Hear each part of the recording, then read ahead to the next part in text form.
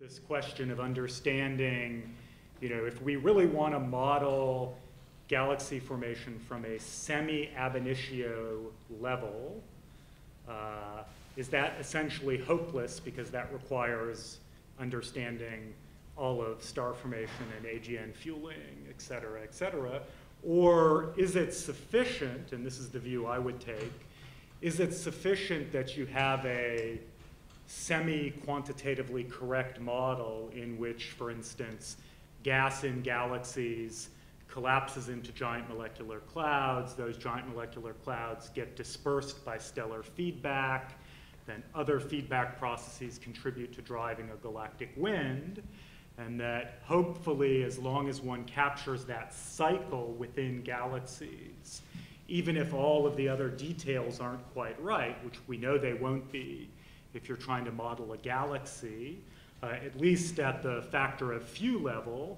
that might end up being a reasonable description of a galaxy.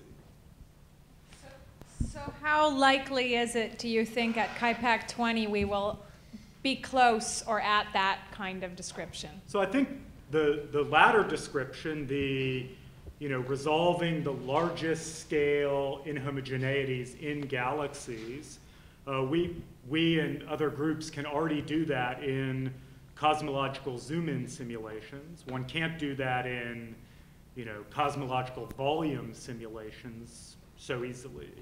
But I think that's an area where there's been a lot of progress, and there will be a lot of continued progress over the next decade. So. I think we have a few people who've looked at X-rays on the panel. So maybe they can comment about AGN feedback and how it might affect star formation. So I think Risa wanted to... Just a very quick follow-up. I mean, yes, there's clearly been a lot of progress, and I think this stuff is really exciting. But, I mean, it doesn't seem to me that even for an individual galaxy, we're close to having an answer. To what question? Well, to even what's going on in an individual galaxy in the universe. Maybe I'm not being fair. Maybe. So do you disagree with that? No, I think there's many. I mean, I'm cognizant that my colleague Chris, who works on star formation much more than I, is sitting there. No, I think there's many aspects of the problem that still are not understood. And I think the question for galaxy formation, which we don't know, is at what level of detail do we need to model all of this interstellar medium physics? That's a big question. And it may turn out that just limits the ability to make cosmological simulations with gas physics particularly predictive.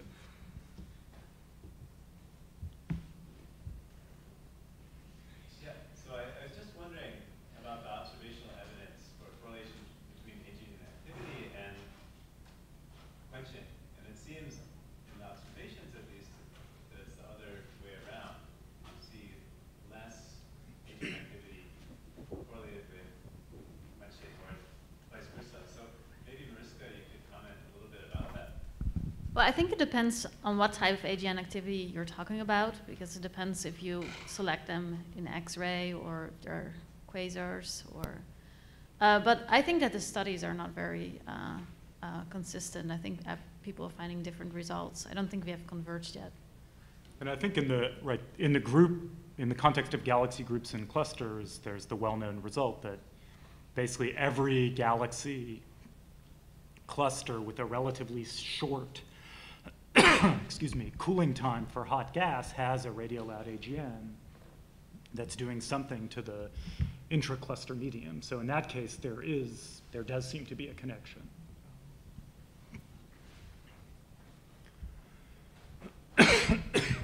Yeah, maybe just to add a couple of comments to that. I think when one refers to X-ray AGN, you need to be very careful as well what you mean. X-ray bright AGN are rather similar to optically bright AGN. These are radiatively efficient AGN, and the evidence we have is that they are actually being quenched in a somewhat similar way. The radio mode AGN, which don't generally shine in X-rays, other than perhaps a little bit from the base of the jet, those are very prevalent in the centers of clusters, so that population does take off. And as Elliot very rightly said, every cool core cluster that we've looked at with any kind of sensitivity in radio has a radio source in the center. Indeed, when we look at a nearby sample of optically selected galaxies, and we look at the radio property of elliptical galaxies, to be clear, and we look at the properties, the radio properties of those, essentially all of them seem to be on. So the radio mode is extremely prevalent in big galaxies. I did have a comment coming to you, Elliot, as well. It was a very specific one. I completely agree with your statement about the real abundance of additional information that we have by bringing the information from the galaxy group and cluster scale together with the galaxy formation scale. There's a lot of power that comes from there, in particular some of the scaling relations that you showed. But I was going to just challenge you on the second of the two figures that you showed in terms of its information content, just to add a word of caution. This was the Planck figure that you showed, in that I think there's often quite a bit of confusion in those figures when they're shown versus mass, because mass usually isn't mass. Often, especially with the Planck studies, mass is really Yx, which is just the product of the X-ray gas temperature times the gas mass. Yeah, I think this was actually stellar mass. They did a cross correlation. And then I think they tried to infer halo mass by some indirect. So I agree, that was a already interpreted. It was not the raw data. Actually, let me perhaps just follow on this. This fits perfect with Steve's comments. I find this, these arguments always so interesting with AGN feedback. You've got the M star over M halo, right? So maximally star forming efficiency for Milky Way halos. So it gives you that sense that the AGN feedback should really kick in right here, you know, in Milky Way-like objects and right after. It's exactly that interesting region, I think, where you have, you know, 5 times the stellar mass of the Milky Way or so. And I was curious about sort of from what, you know, sort of the unifying theme for at least some of the X-ray folks in the comments you made of, you know, these would be a lot of galaxies. Is it really conceivable that we can have AGN feedback helping galaxy formation when you just look at this very narrow mass range? Or if you require these AGNs to be on there, would you over-predict the abundance of AGN? And do we have any observational evidence sort of on that mass gets quite a bit smaller than the examples perhaps we've seen in the talks?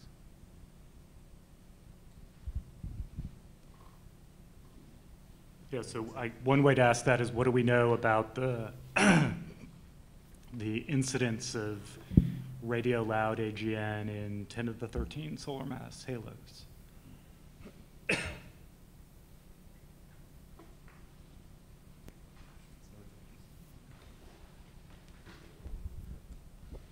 As Steve just said, every single giant elliptical galaxy has at least a radio point source in its center. So these, yeah, the really big ones. Yeah, I cannot comment on the smaller ones.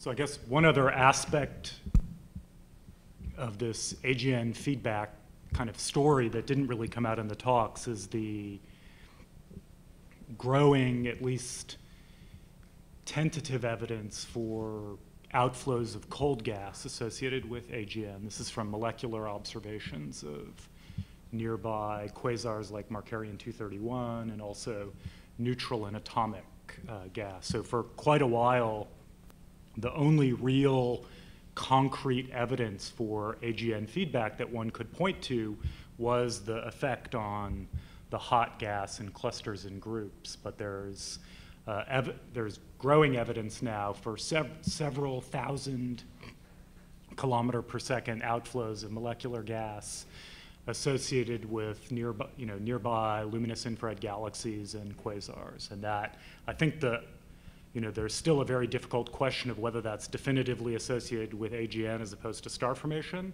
That remains to be sorted out, but that's been an area in which there's been a lot of progress and in which ALMA is really going to be a huge jump forward in our understanding of molecular outflows from star-forming galaxies, which really gets at the question of, does either star formation or AGN really affect the dense gas that is the kind of current source of star formation in galaxies. So for those of the panel members who pose these specific questions, do you want to take a stab at kind of posing for everybody else why they're interesting and what your best guesses are?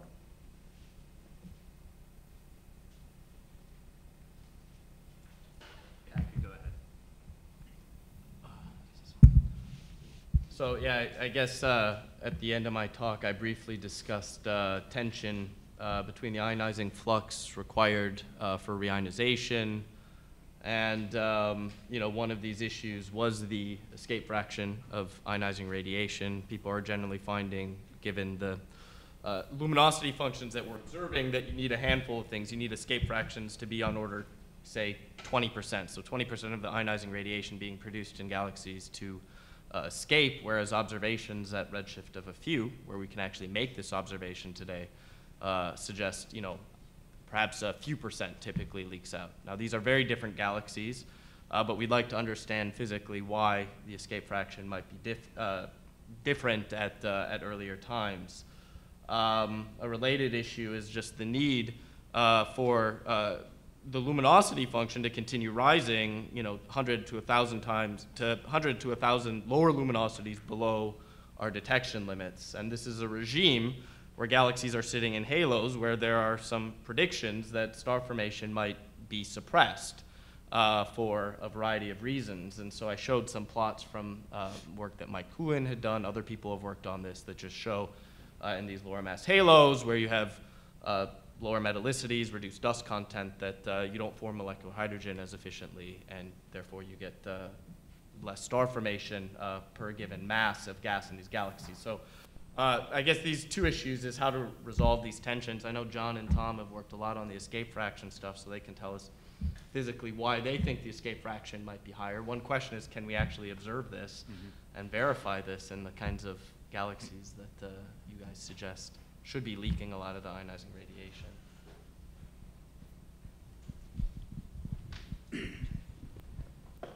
So yeah, so in our simulations, just to talk about the escape fraction of ionizing radiation and how these low mass galaxies actually form. I mean, it's a different types of galaxies in the present day, and even at redshifts 2 and 3, because they form in a neutral IgM. And so even the smallest halos, even 10 to the 7 to 10 to the 8 solar mass halos, and these are smaller than anything that hosts galaxies today, and they can actually form they can cool gas and form stars on the order of 1,000 to 10,000 solar masses in stars. And what we've been finding is that the luminosity function turns over at around a magnitude of -10. And the escape fraction of these low mass galaxies are on the order of 30 to 50%. So these are, what we've been finding is these low mass galaxies are pretty much the drivers of reionization, just because of their number densities. After a while, they're photo-evaporated, and then they die off, and then the more massive galaxies that have stellar masses of 10 to the 5 to 10 to the 7 solar masses take over. But at redshifts, say, around 10, I mean, these small galaxies are really dominating the ionizing photon budget. Yeah. Yes, so in a way we're predicting a different population that we haven't seen yet. Yes. So we should be nervous if JWST actually works and turns on. So yeah, that's the one key question there. But it's sort of the interesting bit when you do the accounting now, right? You also can do some accounting for the metallicity already. So there's a bit of a question for us to sort of think about, okay, are we going to overproduce the metallicity? Do we need to fiddle with the IMF to not do that? Or Yeah. But if we start fiddling with that, then actually also our estimates get very different of what the ionizing efficiency would be. Yeah. How rapidly do things pollute themselves? Do you know offhand whether? It goes very quick. In fact, the typical one is 10 to the -2 solar. And so that part is actually very nice.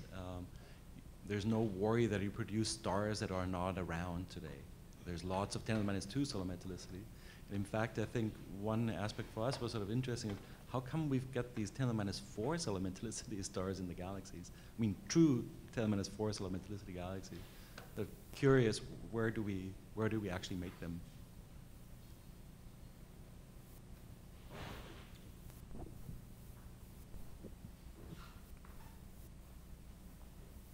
I can answer that.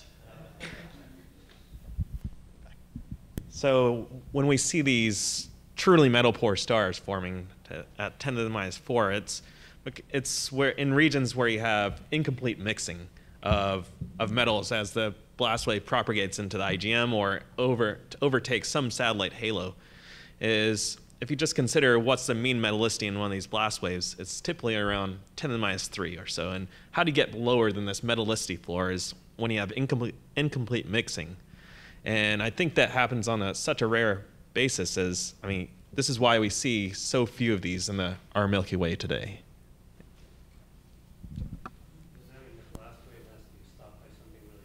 So it overtakes. I mean, if it overtakes some dense clump and it takes some time you may trigger some star formation as the metals mix into this dense clump, and I mean it won't take the same metallicity as what the blast wave provides just because of incomplete mixing. So one area that normally gets heated debate at galaxy formation discussions is the role of mergers versus internal secular processes in affecting galaxy evolution. That didn't particularly come up. I guess Mariska mentioned mergers as related to quenching. I don't know if do you think this has been kind of sorted out, or the relative role of secular versus mergers is still for growth and in particular for quenching? Well, I think we all agree that the merging can maybe cause an AGN, but cannot really keep the galaxy quenched, right? Maybe it can cause initial quenching. Yeah, maybe necessary but not sufficient. Yeah, well,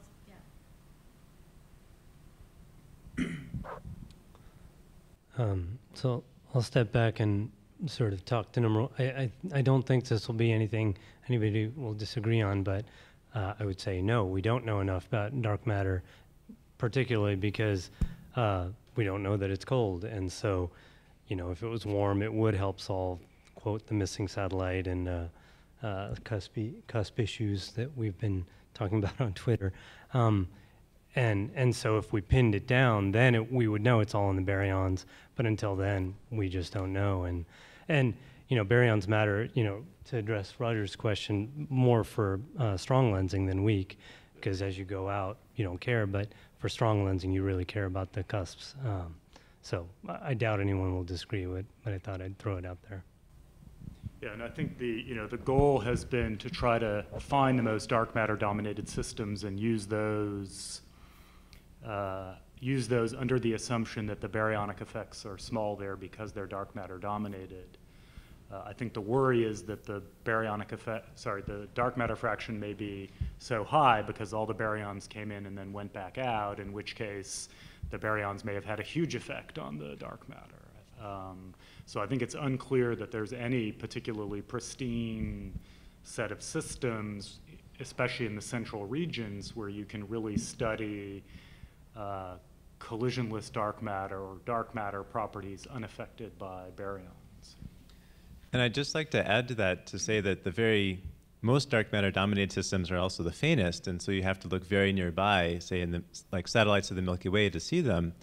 And satellites of the Milky Way have, of course, interacted potentially with the Milky Way disk. So not necessarily baryons in the satellites themselves, but baryons in the Milky Way have caused an interaction. So it becomes very difficult to study dark matter only systems.